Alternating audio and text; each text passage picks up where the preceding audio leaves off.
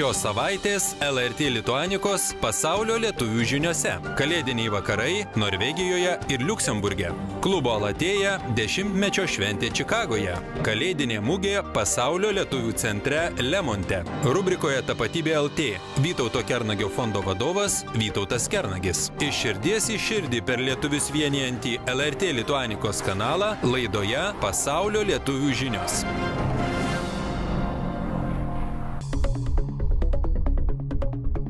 Mieli LRT Lituanikos pasaulio lietuvių žinių žiūrovai bei reporteriai. Ar girdėjote, kad ir šiais metais renkamas globalios Lietuvos apdovanojimų laureatas, kuris bus apdovanotas už Lietuvos vardo garsinimą pasaulyje? Kas jūsų nuomonė vertas tokio apdovanojimo?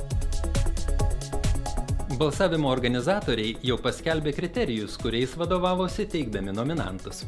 Tad netrukus sužinosime apie kandidatų atliktus darbus, už kuriuos per prezidentūroje vyksiantį renginį laureatams bus įteikti apdovanojimai. Sekite mūsų laidas. O ko laukiame, tikime, kad kiekvienas iš mūsų gali garsinti Lietuvą, tiesiog puoselėdamas tikrąją lietuvišką kultūrą. Nuolat tobulėti, bet likti ištikimam savo ir savo paveldui. Kaip visada jūsų bendruomenių gyvenimo akimirkų ir naujų vaizdo pranešimų, nekantriai lauksime elektroninio pašto adresu tapatybė@lrt.lt. O dabar jūsų dėmesiui šios savaitės pasaulio lietuvių žinių laida. Kasmet 4 lapkričio ketvirtadienį Jungtinėse Amerikos valstijose švenčiama padėkos diena – derliaus nuėmimo šventė.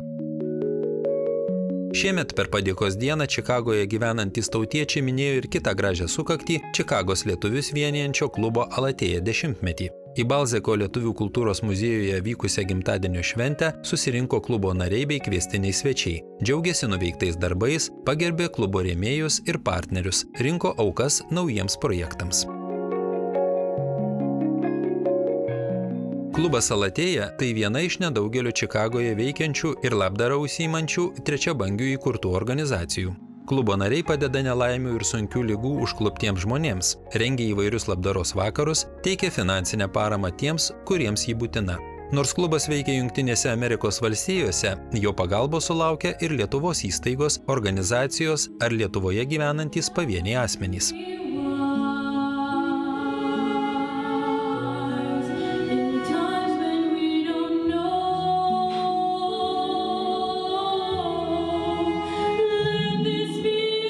Klubo Alatėja 10-mečio šventė prasidėjo nuo sveikinimų. Žodį tarė Balzeko lietuvių kultūros muziejaus įkūrėjas Stenlis Balzekas. Nuoširdų sveikinimą klubo nariams atsiuntė ir generalinis konsulas Čikagoje Marijus Gudynas. Renginyje netrūko įvairių pasirodymų. Smuiku griežė Barbora Valiukevičiūtė, pramoginius šokius ant parketo demonstravo studijos Dance Duo šokėjai Domas ir Vika bei klubo draugai Greta ir Jokūbas.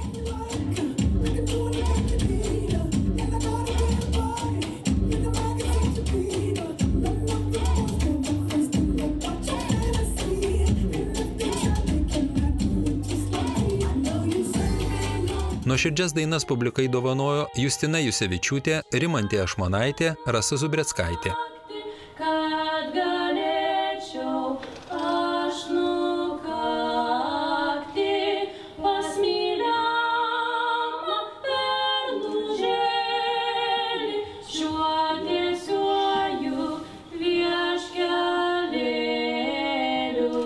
Vakaro metu veikė loterija, kuriai prizus įsteigė vietos verslininkai bei menininkai. Surinktos lėšos bus skirtos pagalbos laukiantiems tautiečiams.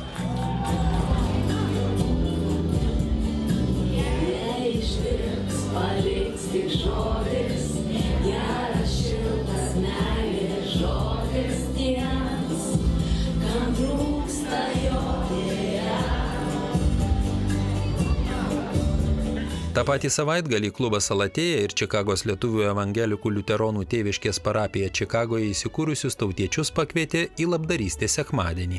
Pamaldas vedė kunigas Liudas Mikalauskas, nuostabų koncertą surengė smuikininkė Barbora Valiukevičiūtė ir akompaniatorė Valdonė Rakauskaitė Arfa. Klubo Alatėja narės labdarystės sekmadienio svečiams skaitė eiles, o po koncerto pakvietė visus pasivaišinti klubo moterų paruoštomis vaišėmis.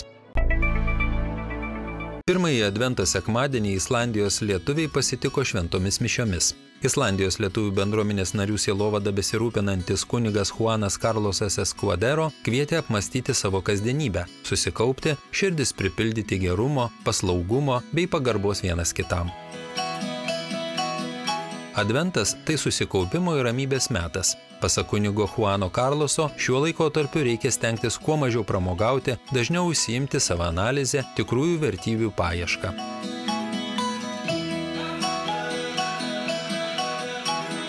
Po šventų mišių gausus Islandijos lietuvių būrys susirinko į tradicinės kalėdinių dekoracijų dirbtuves. Kaip ir kiekvienais metais, joms vadovavo kūrybingoji Jūratė Leškienė. Ji nuoširdžiai dalijo patarimus, kaip pinti kalėdinius vainikus, dekoruoti žvakes, pasigaminti skoningas kalėdinės puošmenas.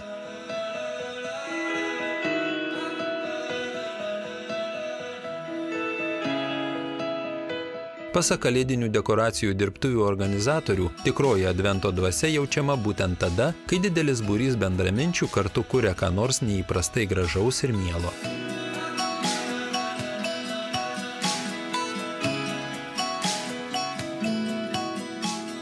Šiemet tradicinėme Islandijos lietuvių renginyje dalyvavo ir kunigas Juanas Carlosas. Jaukų vakarą advento eilėraščius skaitė Irena Valužienė, puikiai žinomas kalėdinės dainas atliko Renata Pratusytė.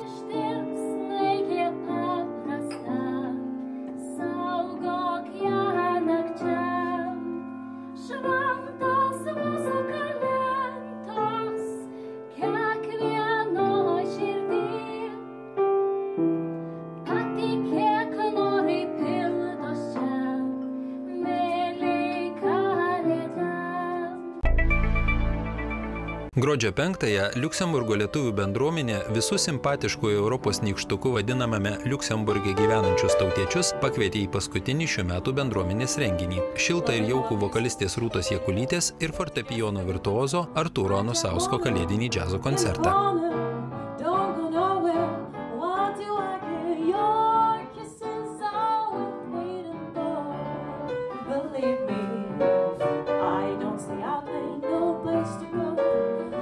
Romantiškas vakaras vyko tradicinėje Liuksemburgo lietuvių susitikimų vietoje, Grundo rajone įsikūrusioje Noimi Unsterio abatijoje, kuri pelnytai vadinama vienu iš Liuksemburgo perlų. Gausus būrys tautiečių koncerte klausėsi nuostabių improvizacijų, populiariomis džiazo ir kalėdinių giesmių temomis. Daug publikos aplodismentų sulaukė Lietuvos muzikos ir teatro akademijos džiazo katedros studentė, kylanti Lietuvos džiazo vokalistė Rūta Jakulytė. Klausytojus jį pakerėjo balsu ir atlikimo stiliumi. Nors Rūta Jakulytė gyveno ir gimnaziją baigė Liuksemburge, atlikimo meno, miuziklo, bakalauro laipsnį įgijo Anglijoje, tačiau žinių apie džiazo subtilybės nusprendė semtis Lietuvoje. Talentinga mergina kalėdinėme džiazo koncerte Liuksemburge pasirodė pirmą kartą po to, kai grįžo gyventi į Lietuvą. Jaudulio neslėpė ir pati vokalistė, ir jos buvę bendramoksliai, atvykę į renginį pasiklausyti nuostabių draugės atliekamų kūrinių. Labai džiaugiuosi, kad atėjo čia daugybė mano pažįstamų žmonių, mano draugų,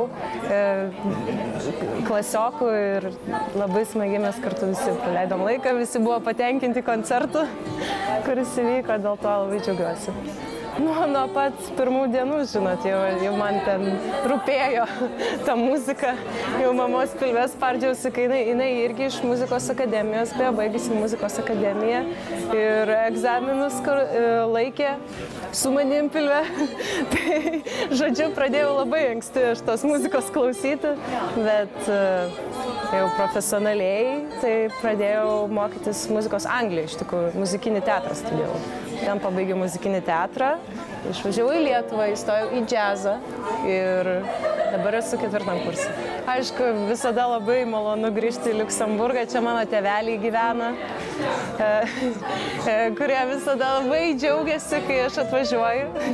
Ir jiems čia buvo daugiausiai turbūt jaudulio, kad mes čia koncertavom, bet labai laimingi, visi labai patenkinti ir kaip tik galiu dažniau atvažiuoju į Liuksemburgą, nes čia man kaip antri namai. Abejingų nepaliko ir pianistas Artūras Anusauskas. Liuksemburgas kompozitoriui jau yra gerai pažįstamas. Būtent šioje šalyje vyko džiazo festivalis, kuriame dalyvavo net keliems tarptautinių konkursų laureatams džiazo fortepijono klasėje dėstęs Artūras Anusauskas. Kad esu dėkingas, kad teko garbė groti su Rūta, Ir Rūta dabar yra viena geriausių džiazo katedros studenčių muzikos akademijai. Ir tai yra labai darbšti, labai gabi, spontaniška, improvizuojanti. Žodžiu, jinai turi visus duomenis, kurie reikalingi improvizaciniai muzikai. Bet apskritai Liuksemburgo publika, man atrodo, yra ir išranki. Ir tai, kad jie su kiekvienu kūriniu vis šilčiau mus priėmė, man tai buvo labai labai smagu. Ir vis tiek, kad prašė viso ir ne vieno prašė, ir kad nuoširdžiai dėkojo, žodžiu, aš labai esu dėkingas ir manau, ji yra išprūsusi, išsilavinusi publika. Ir ačiū jai. Gražų ir jaukų muzikinį vakarą susirinkusieji ne tik klausėsi nuostabių muzikos kūrinių, bet ir grožėjosi ekrane rodomomis fotomenininko Sigito Baltramaičio nuotraukomis.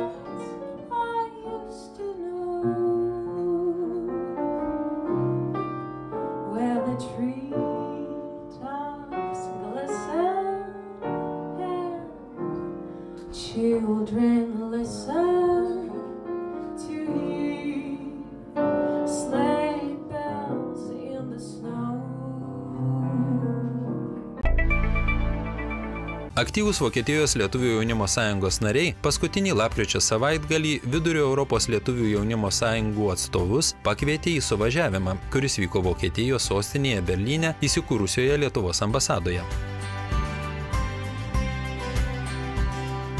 Suvažiavime dalyvavo tautiečiai iš 7 Europos šalių – Austrijos, Šveicarijos, Olandijos, Prancūzijos, Italijos, Čekijos bei žinoma Vokietijos. Renginiu susidomėjo ir tos lietuvių bendruomenės, kurios savo regione kol kas dar neturi jaunimo sąjungos, tačiau artimiausiu metu ketina ją įsteigti. Suvažiavimo dalyvius pasveikino Lietuvos ambasadorius Vokietijoje Deividas Matulionis. Pasaulio lietuvių bendruomenės valdybos pirmininkė Dalia Henke susirinkusiusius ragino apsvarstyti ir pasidalyti idėjomis, kaip būtų galima patobulinti 2016-aisiais vyksiančių Seimo rinkimų tvarką, kad ši būtų kuo patogesnė užsienyje gyvenantiems lietuviams.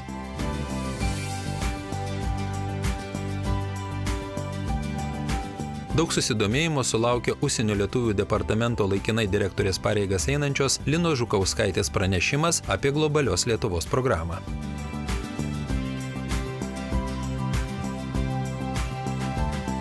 Praktinius užsiėmimus vedė Lietuvos jaunimo organizacijų tarybos prezidentas Šarūnas Frolenko. Dalyviai diskutavo apie jaunimo organizacijų veiklą, aktyvų bendradarbiavimą, galimybės dalyvauti Lietuvos socialinėme gyvenime.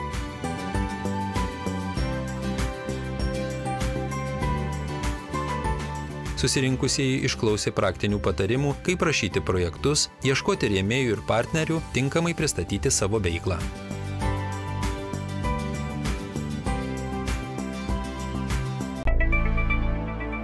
Gruodžio 4 dieną Norvegijos pietvakarinėje dalyje, Ore miestelyje, įsikūrusiame kultūros centre skambėjo lietuvių kalba.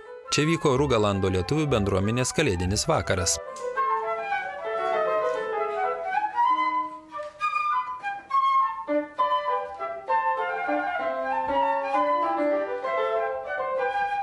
Šventiškai pasipuošę tautiečiai klausėsi prancūziškos stiliaus muzikos, mėgavosi gurmanišką vakarienę, kur galėjo paragauti įmantrių prancūziškų patiekalų.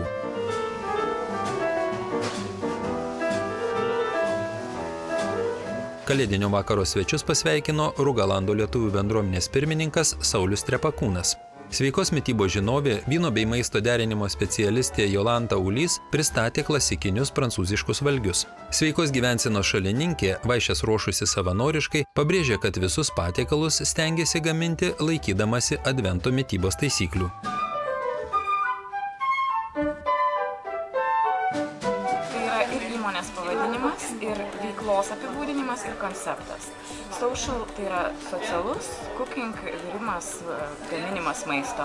Pagrindinė veikla yra maisto gamybos kursai, bet tuo pačiu tarsi kvietimas sugrįžti prie stalo, nes mes ne tik mokome gaminti, mes tuo pačiu ir vakarieniaujame kartu. Visa grupė tai yra susirenka skirtingi nepažįstami žmonės ir jie gamina ir po to vakarieniauja.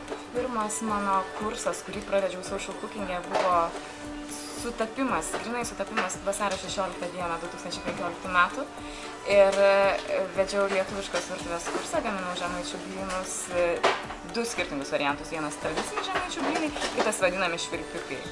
Buvo paruoštas toks kvizas apie Lietuvą, tokių gan įdomių klausimų, kurie susiję ir su Norvegija, sakykime, kaip žymus norvegų šachmatininkas, kuo susijęs su Lietuva, tai kad buvo apsirengęs Lietuvos krepšinio rinktinės maikutė ir tokie žaismingi klausimai, bet tiek Lietuva, tiek Norvegija siejantis. Šventėje skambėjo iš Marselio kilusio fleitininko Žano Piero Rampalio 7 dalių kūrinys, jungiantis džiazo ir klasikinės muzikos stilius.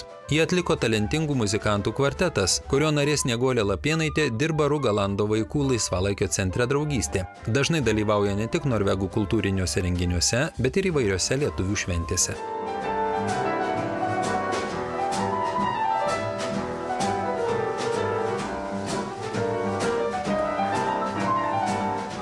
Kalėdinėme vakare buvo pagerbti ir aktyviausi Rugalando lietuvių bendruomenės nariai. Jiems už aktyvę savanorišką veiklą puoselėjant tautos ir visuomenės vertybės bei svaro indėlį į Rugalando lietuvių bendruomenės gyvenimą buvo įteiktos padėkos. Gruodžio 5-6 dienomis Čikagoje ir aplinkiniuose miestuose gyvenantys tautiečiai rinkosi į Pasaulio lietuvių centrą Lemonte, kuriame šurmuliavo kalėdinė mugė. Šiemet mugę organizavo ne tik gausus būrys Pasaulio lietuvių centro administracijos darbuotojų, bet ir nemažai savanorių iš įvairių gimnazijų. Mokiniai prekiautojams padėjo krauti prekes, pardavinėjo loterijos bilietus, reguliavo eismą lauke, šventei pasibaigus valė patalpas. Pasak pagrindinės kalėdinės mugės organizatorės, Pasaulio lietuvių centro renginių koordinatorės Elytės Reklaitis, šventėje dalyvavo daugiau nei 70 prekiautojų, o 2 dienas trukusią mugę aplankė apie 1000 smalsuolių. Artėjančios kalėdos, tai Pasaulio lietuvių centras jau daug metų ruošia tokią iškilmingą ir gražų ir laimingą šventę. Tai susirenka nemažai žmonių ir žmonių, kur gyvena Lemonte, ne lietuviai, susirenka vaikučiai ir visi čia labai smagiai laiką praleidžia, jie valgo, jie perkasi, klausosi muzikos ir kalėdinės muzikos ir iš gimnazijos atvažiuoja nemažai choristų ir vaikai, kur pasirodo su instrumentais. Tai tikrai smagi šventė.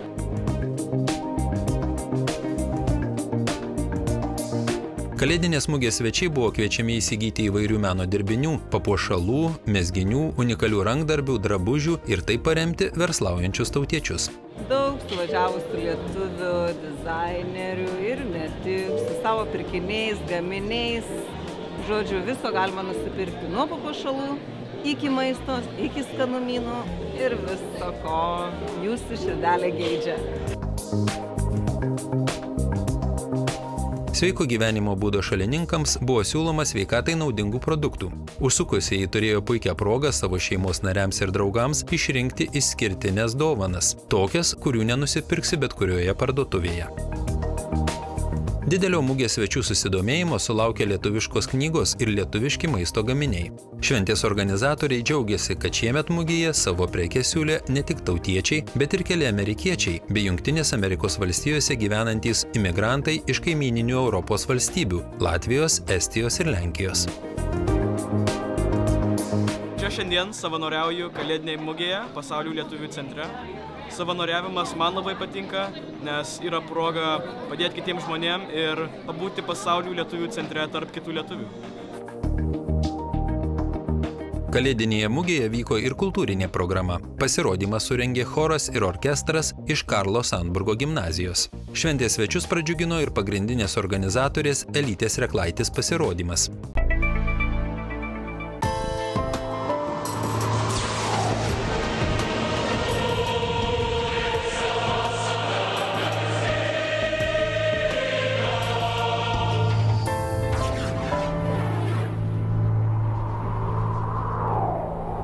Esame labai stipri, ryžtinga, tačiau Europos ir pasaulio kontekste maža tauta, kuriai labai svarbu turėti ir išlaikyti aišku nacionalinį identitetą. Žinoma, tik turėti neužtenka. Reikia aiškiai suvokti, kas mes tokie esame, kas sudaro mūsų nacionalinės ir kultūrinės tapatybės pagrindą, teigia 2008-aisiais įkurto Vytauto Kernagio fondo vadovas Vytautas Kernagis. Man labai įdomu yra nacionalinis turinys. Taip, nacionalinis turinys tai, ką lietuviai sukuria lietuviško, nebūtinai lietuviško, bet Lietuvos, reiškia, piliečiai, tai, ką mes po 50 ar po 100 metų turėsim, girdėsim, klausysim ar matysim.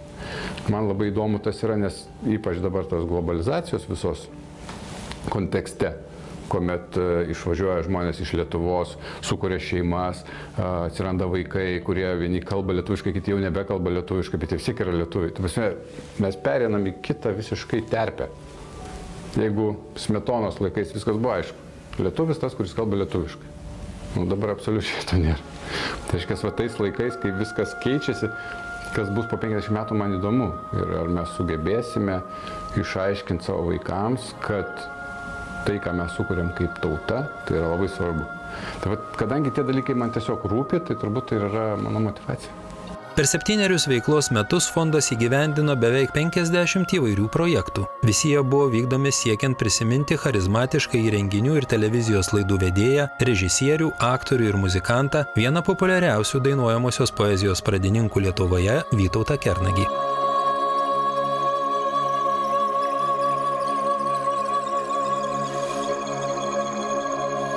Kol dar lelijos ežere, dar virš upių kyla rūkas, kol baltas paukštis danguje dar gieda tau ir man, kol dar tarp gatvių ir namų. Mes esam labai nedidelė tauta, ne? Turinti savo nedidelį plotą, reiškia, to žemė. Taip? Tarkim, netgi kaimynai Lenkai yra 40 milijonų. Pas juos visiškai kitos taisyklės galioja ir jie vis tiek eina ant to, kad jeigu kalbi lenkiškai, tai esi, reiškia, Lenkai ir jie per tą eina prizmę. Mes esam labai maža tauta. Mums turi būti visiškai kitos taisyklės. Ir aš manau, kad mes absoliučiai esam nepasiruošę globalizacijai, kuri vyksta ir kuri, mes tik matom pasiekmes. Mes neturim plano A arba plano B, ką mes turėtumėm daryti ir kaip mes turėtumėm auklėti. Kaip mes turėtumėm, tarkim, auklėti savo vaikus, ką jiems perdoti, mes neturim tokio plano. Mes dabar kalbam, matydami pasiekmes, matydami, kad viskas eina žemyn ir galbūt po 200 metų iš vis nebeliks lietuvių kaip tautos, mes sakom, ką reikėtų daryti. Tai jeigu klausimas man užduodamas, ką reikėtų daryti, aš absoliučiai nežinau. Jeigu klausimas formuluojamas, ar aš norėčiau ir ar aš pasiryžęs kažką tai daryti, kad tie vaikai žinotų, iš kur jie kilę, kad šaknis yra čia, kad mokėti lietuvių kalbą tai yra labai faina. Prasme, netgi jeigu tu nekalbi, bet mokėti, nežinau, 200 žodžių, reiškia, kaip ten, nežinau, senąją graikų kalba kažkokia kalbėtausia, kad tai yra jėga, reiškia.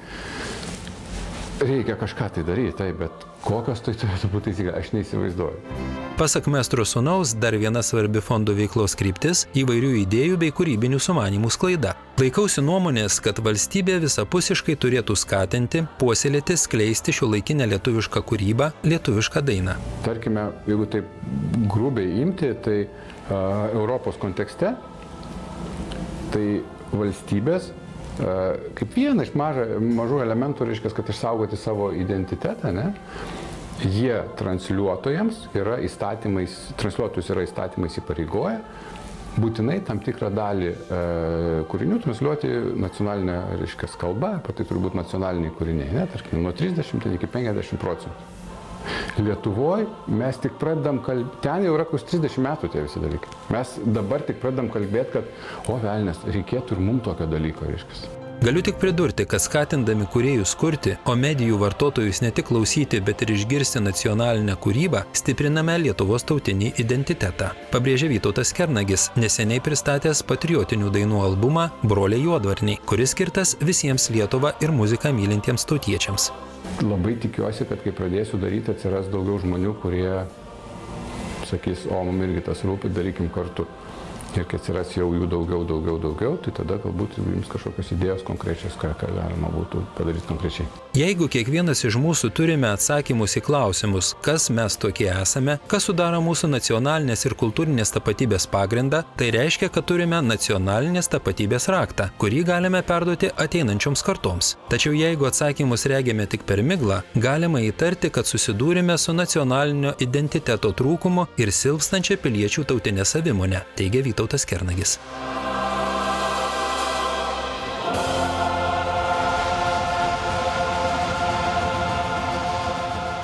Manau, kad mes visi save turėtume vadinti pasaulio lietuviais, kadangi mes esam šitam pasauliu. Bet kiekvienas pasaulio lietuvis turėtų, net ir kaip ten sakydavo, vidury nakties, jeigu tave pakeli, tu ten turi tą daugybos lentelę pasakyti, tai va, kiekvieną pasaulio lietuvį pažadinus naktį, jisai turi tiksliai pasakyti kelią namo. Tada viskas ok. Tai aš manau, kad visi mes esam pasaulio lietuviai, ar mes čia, ar ne čia, reiškia, jeigu mums rūpi ta Lietuva, tai tada mes tikrai esam. Čia yra galbūt kitas klausimas, tos iš viso, tos tautos tapatybės, kurį galbūt yra sunku. Aš, pavyzdžiui, negaliu pasakyti, kas, pavyzdžiui, su mano, čia reiškia, kaip čia tos, Lietuvos kaip tautos tapatybė šiandieną, aš negaliu įvardinti. Tik jeigu aš kalbu apie ten smetonišką Lietuvą, tai man kažkaip, tie, kas lietuviškai kalbėjo, kas lietuviškai rašė, tai va čia yra tie žmonės ir sudarė tą tautą. Dabar, velnias žino, neįsivaizduoju, tie, kurių proseneliai čia gyvena, tie, kurie tautinių šokių šoka, nėra to rakto, kuris sakytų, kad ta bendruomenė yra lietuvių tauta. Galbūt čia yra ta didžiausia problema ir mes apie tai turėtumėm labai daug šnekėti, galvot, kaip padaryti, kad mes galėtumėm, reiškia, tą identitetą atkurti ir sakyti, va, yra tokia nuomonė, kad, reiškia, alus ir cepelinai, ne? Cepelinai su spirgais, va čia lietuviška ir jeigu mes jau valgom, tai mes lietuviai. Kodėl ne? Galbūt tam tikrai daliai žmonių tai labai gerai, kad jie taip identifikuoja save kaip lietuvi, tai daro ir aš nematau nieko blogo, bet galbūt reikėtų plačiau pasižiūrėti. Ir aš nerandu to rakto ir to prasme, dėl to, kad aš dabar negaliu ką atsakyti, aš savo tą klausimą keliu. Tai daug dainos, nežinau, tos pačios knygos kažkokios, kur šiuolaikinės galbūt knygos, gal poezija, o galbūt kinas. Nežinau, bet esu įstikinęs, kad tai turėtų vis dėlto būti susijęs su kultūra. Aš kažkaip matau, kad per kultūrą mes galim identifikuoti, kad mes esam lietuviai ir tada ta tapatybė mūsų kaip ir atsistoja į vietą. Bet nelabai norėčiau nukrypti iki to, nes tai yra elementariausias dalykas, kaip man lietuviška, tai yra, kaip ten sako, reiškia, tikra lietuvaitė, tai yra, reiškia, su lininiais plaukais šviesiais, su žydrom kaip ten dangus akimis, ir su gintariniais dantim. Tai čia jau, reiškia, tai, nenoriu prie to eiti, kad, reiškia, jau ten gintaras, tautiniai rūbai, tai man čia... Ne, bet tam tikri elementai, tarkim, nežinau, ten Vytautas, ten Mindaugas, tai tie tokie simboliai, tarkim, taip įvardinkim. Bet šiaip man... Greičiausiai, kad žinokit, visgi kalba ir geografinė padėtis. Kažkaip aš dabar taip niekad apie tai negalvoju. Ir aš manau, kad jeigu net aš kažkaip apie tai kalbu ir gal savo net nesu tokio klausimo taip aiškiai ir ryškiai uždavęs, kad turėčiau atsakymą, tai turbūt, kad, ir kiti apie tai negalvoja. Gal čia yra problema, gal visi savo turėtų užduoti klausimą ir rasti atsakymą. Ir tada mes turėsim, reiškia, nuo ko pradėti.